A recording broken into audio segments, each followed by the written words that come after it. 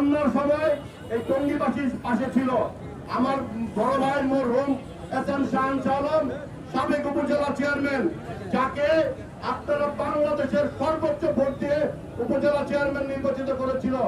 আমি তাদের উত্তরসূরি হিসাবে আপনাদেরকে একটি আশা ব্যক্ত করতে চাই, একটি ওয়াদা করতে চাই, ইনশাল্লাহ এই গাজীপুর ৬ আসনের জনগণের সাথে আমি আজীবন থাকবো ইনশাল্লাহ।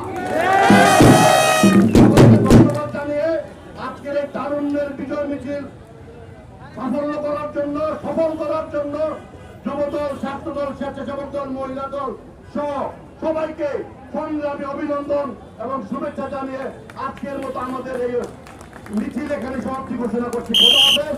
বাংলাদেশ জিন্দাবাদ, দেশ জাতীয়তাবাদী বাংলাদেশ জিন্দাবাদ। বাংলাদেশ বিএনপির ভারপ্রাপ্ত চেয়ারম্যান জনাব তারেক রহমান জিন্দাবাদ, জিন্দাবাদ, জিন্দাবাদ।